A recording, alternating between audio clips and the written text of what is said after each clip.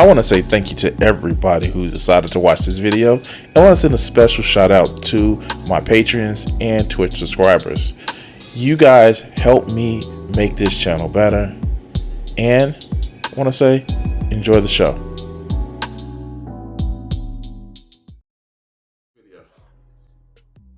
So, what do you think is causing a lot of these red pill guys to actually get really, really popular, but get so popular really quick that they're starting to get deplatformed? Well, mediocre reviews and tutorials has an idea. Tutorials and reviews. He has an idea. And he thinks that live streaming is the reason why it's killing the manosphere. And you guys, he may actually be right. I'm actually going to give him some credit on this one because look at what happened with Tate.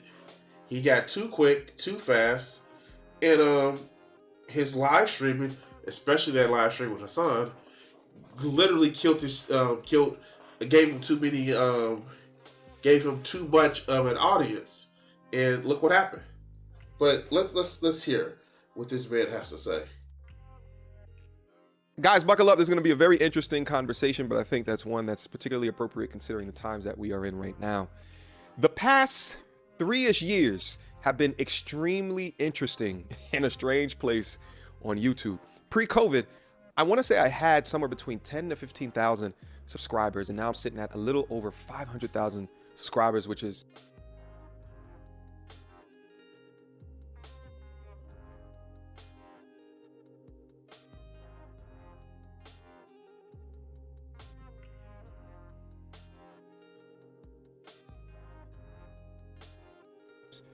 absolutely unbelievable. But there's one thing that I've learned on my time here on YouTube that I wanted to share with you guys here today, and it's the concept that looking at things over a screen, looking at things over a monitor is a lot different than dealing with those things, those situations, and those scenarios in real time. In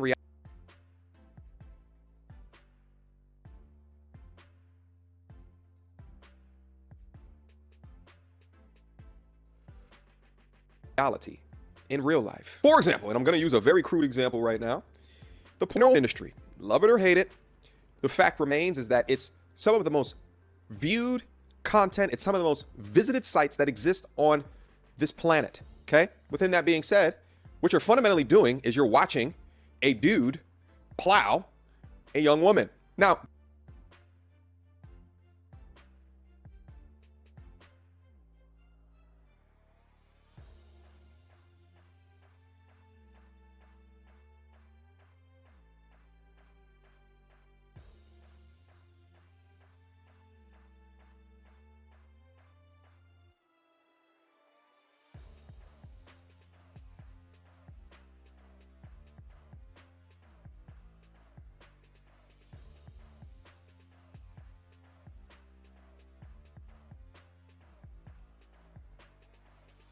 digitally, it's extremely viewed.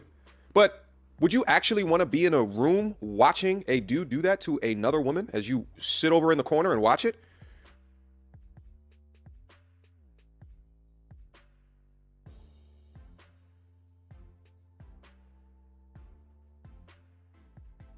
More than likely, no. Ergo, my point, right? I think that this misalignment between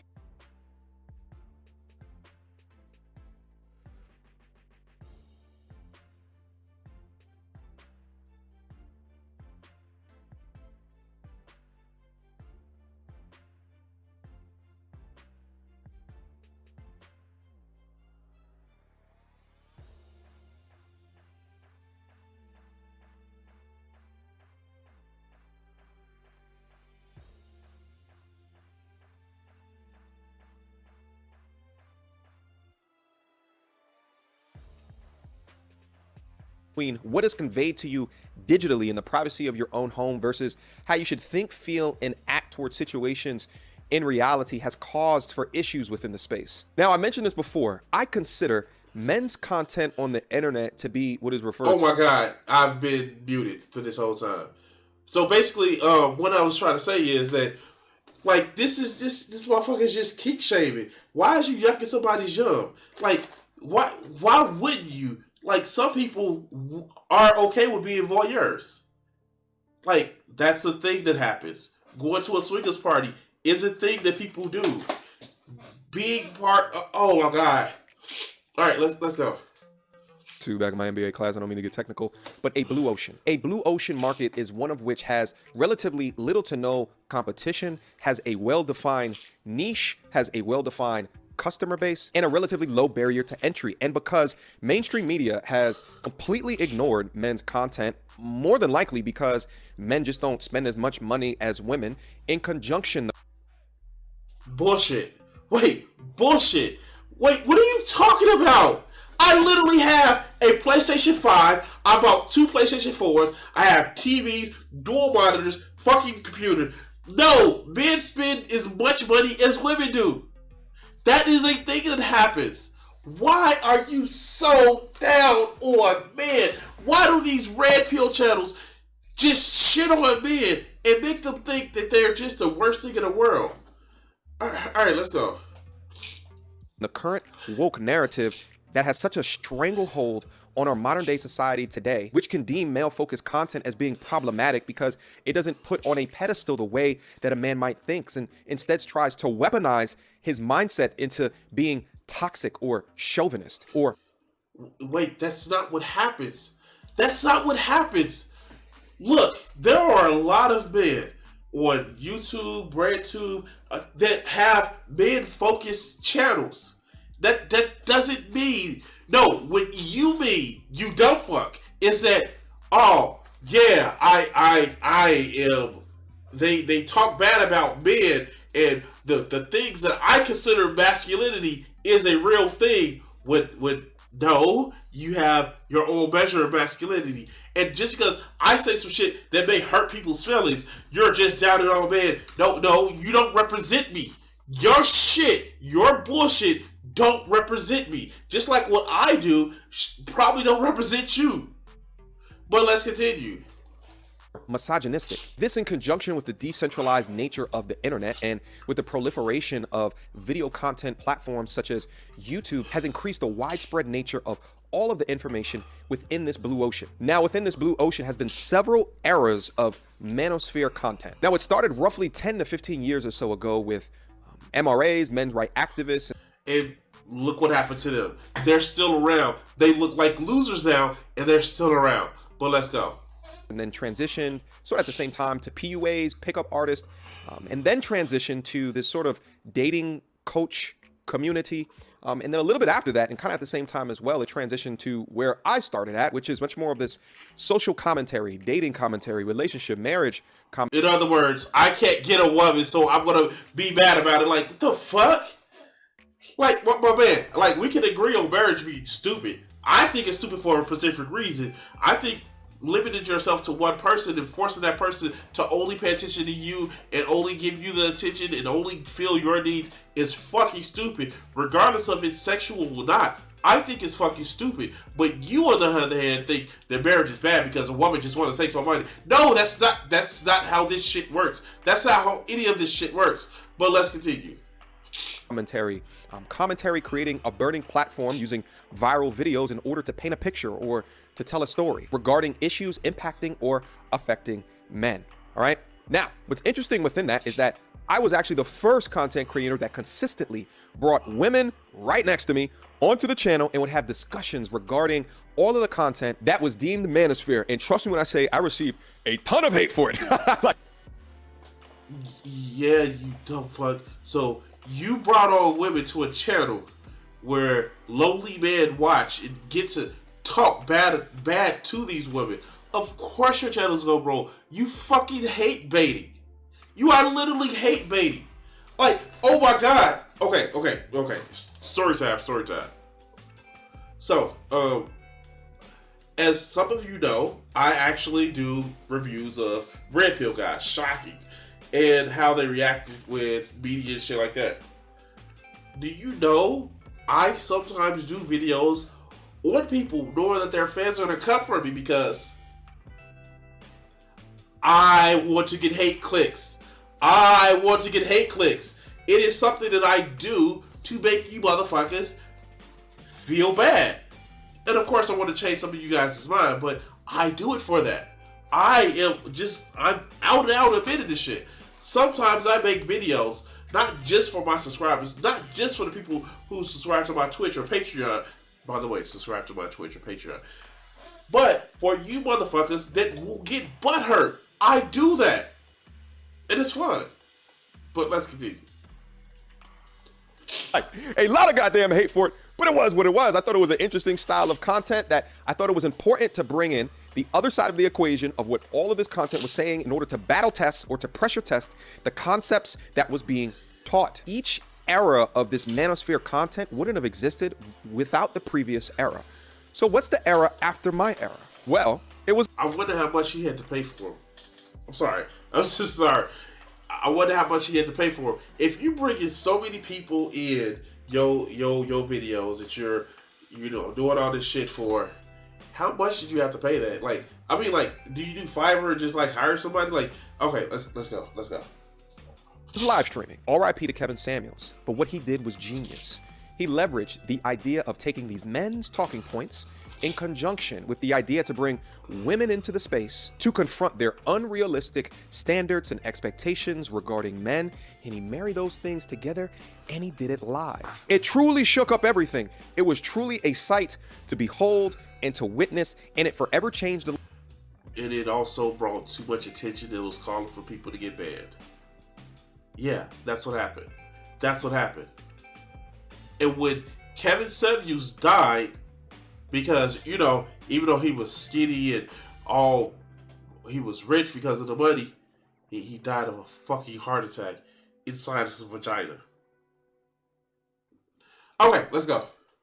Landscape. And also, it ushered in this content in this general men's space into the mainstream. Kevin's approach galvanized a conversation that men and women needed to have. A conversation that our society... What conversation? What was the conversation that they needed to have?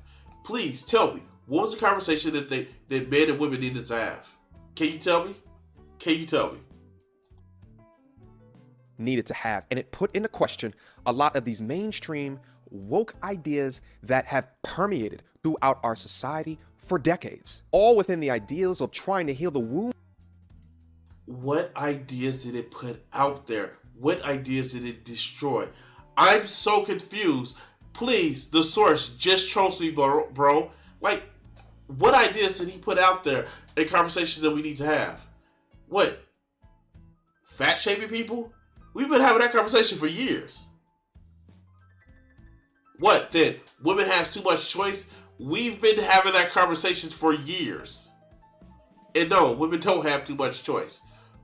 Shit, they don't have enough choice to be who the fuck they want. But let's go.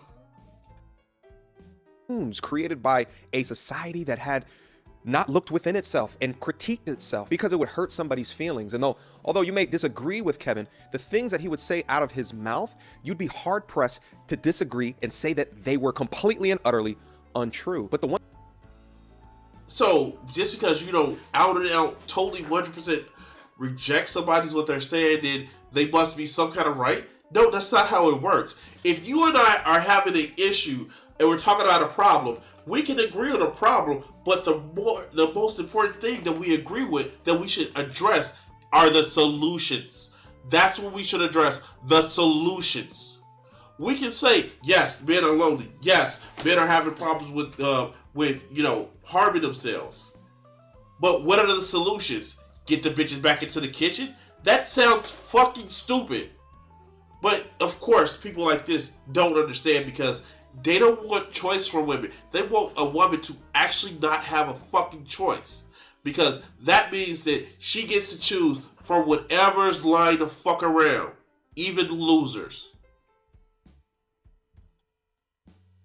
One thing that Kevin was extremely criticized for, and I think he actually did a really good job of circumventing because he had his own platform where he can address these particular issues, was what he was saying, how he was saying it, which made it particularly polarizing. Then after Kevin's highest point came the Fresh and Fit Boys.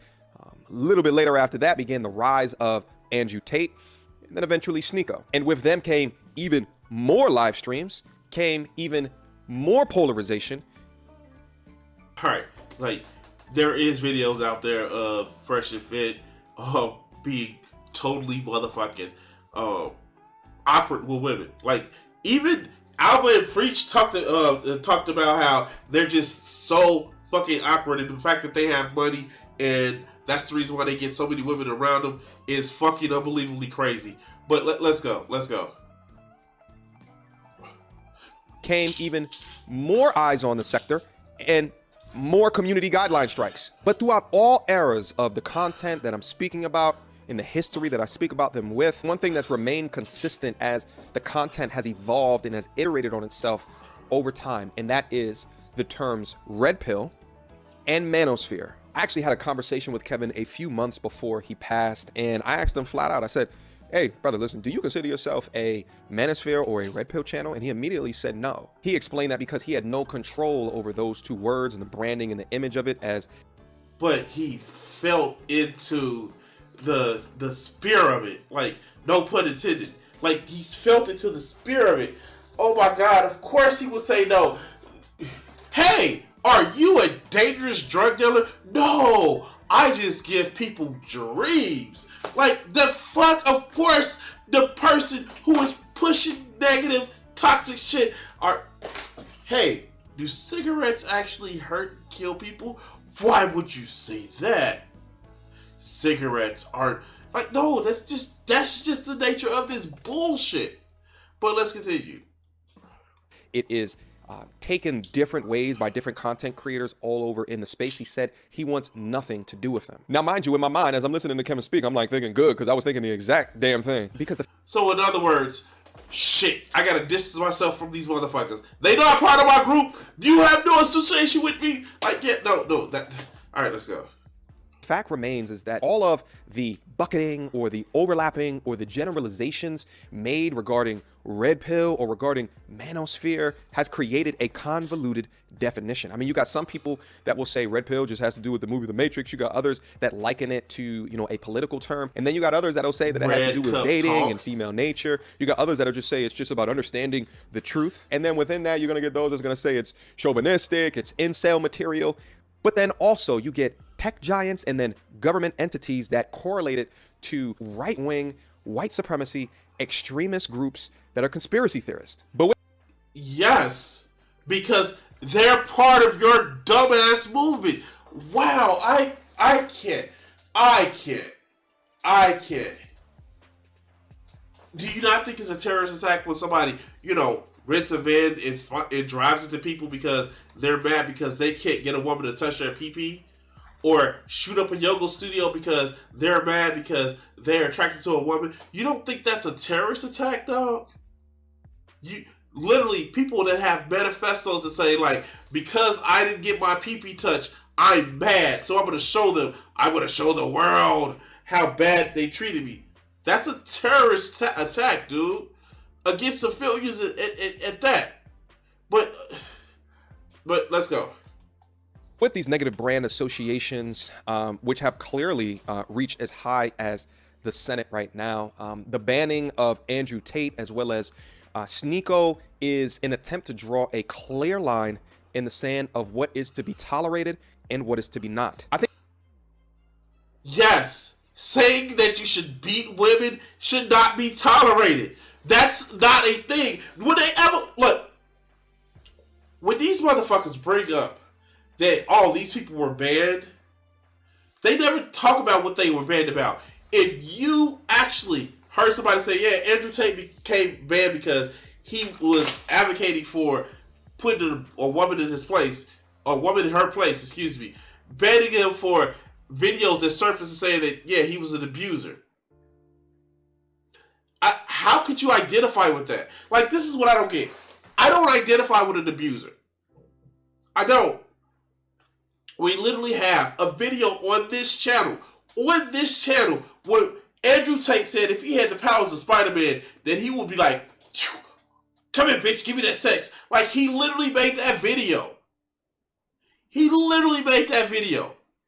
And you're saying that, oh, well, he was just banned because he was conservative. No, he broke TOS. There is a TOS. Dog, there is a TOS. And if you violate TOS, you're fucked. Sneeko, same thing. He did COVID denial. Fucking COVID denial.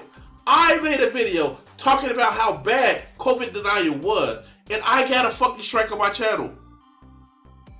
There are terms and conditions of service. What part of that, just because you say something doesn't mean, like, these are not fucking government entities. These companies are corporations and they're looking to make money. And if you're doing something to scare away their advertisers, then you're fucked. But let's continue. I think Andrew Tate was banned for a variety of reasons. I think, first and foremost, he was growing way too fast. And at the same time, he did far too little to address the allegations that were against him. And at the same time, he did far too little to address the out-of-text clips that were obviously used to paint him within an extremely negative light. So he broke TOS, and then he didn't say anything about the TOS that he broke. He broke TOS. He broke TOS. Okay, all right, wow. That's the thing. He broke TOS. Okay, let's go. At the same time, he's entertaining, and I think he's playing a character for a lot of the most egregious things that he was saying. But see, I would look at his content and be like, oh, he's trolling right there. Oh, he's trolling right there. Oh, like he's telling a joke right there. But other people just didn't get that. At the same time, he didn't have his own platform in order to address all of what I just mentioned before. Sneeko's banning, I think, is a little bit different. I think that the straw that broke the camel's back was the anti-Semitic mocking that happened during that clip that was played on the Senate room's floor right before the head of product at YouTube had to get up and speak to it. But I do think that they were watching his content, because there's a component of his content that I am now aware of that gets a little bit conspiracy theorist, right? It gets COVID denial. Yes. He was doing COVID denial. Why don't you want to say that shit? See, here's the thing with a lot of these motherfuckers. They don't want to give you actual set on things that they did. The fact is, Andrew Tate had videos where he was promoting violence against women, and he said, "I moved to Romania because of the SA laws were more lax."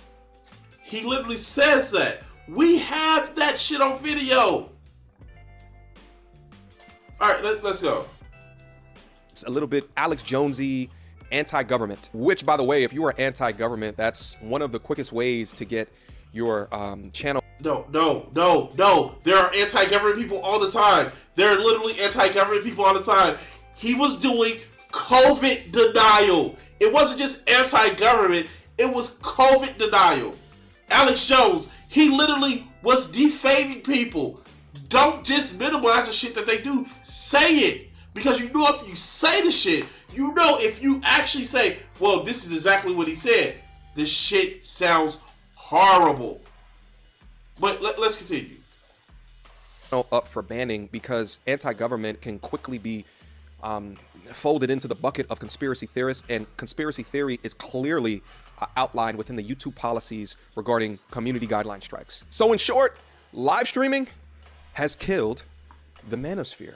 I hope it does. I fucking hope it does. Because there's so many people that should not try to fucking live stream at all. They should not try live streaming. They need the power of an editor. So many people that need that. So many people. Both on the right and the left. I'm looking at you, FD Signifier. I'm looking at you. You need the power of a fucking editor. Okay. I'm sorry. Let's go.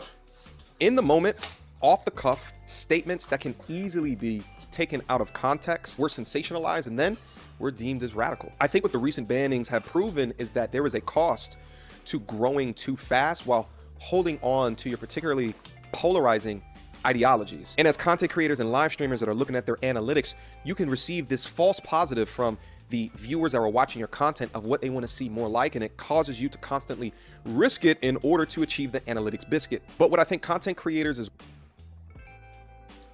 It's called marketing. Do you think your ideas should be out in the mainstreams, should be covered that way, or you think your ideas should be learned in the darkness at the cover of night? Like, the fuck? Okay, I hope my fucking channel blows the fuck up. I do. But you know what I don't do? Say some shit that is hateful or judgmental or well, I fucking say judgmental shit all the time. Conspiratorial. I don't. I have no problem with saying the shit that I say to you in real life, in front of other people. I have no problem with it.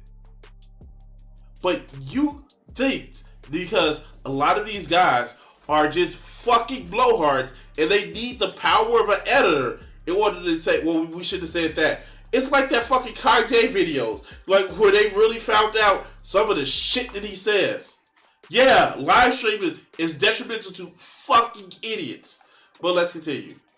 As well as their audience members need to understand is that the higher the influence, the more risk of being polarizing, and the more important it is to frame out and articulate your words succinctly. In short, I believe that if you have particular influence within your space and you're not just on your own website somewhere on the internet and you're using someone else's platform, you must yield your influence with great responsibility and understand that this is not free speech up here. Because see, almost as if it's TOS, and these free speech only applies to the government limiting your speech.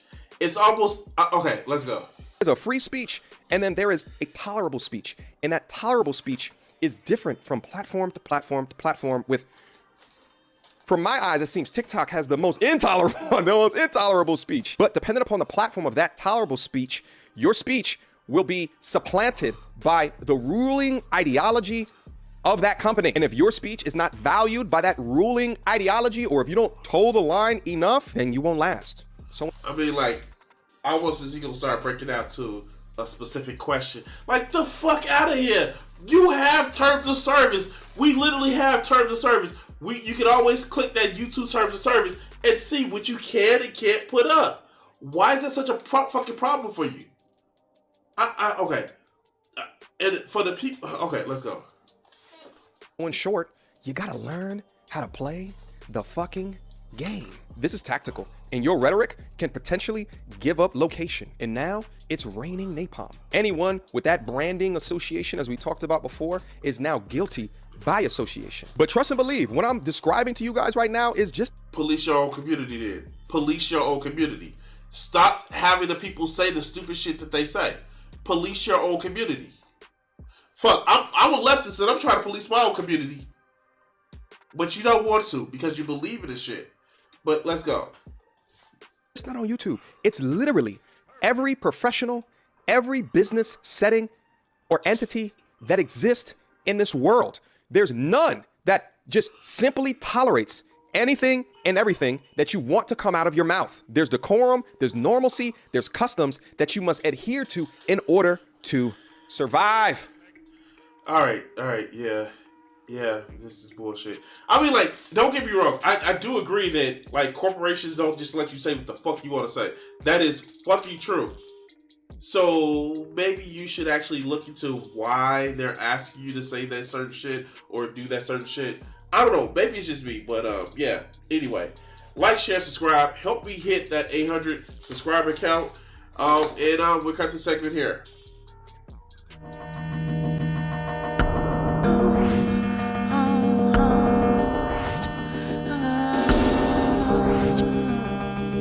If I gave myself the power, where would I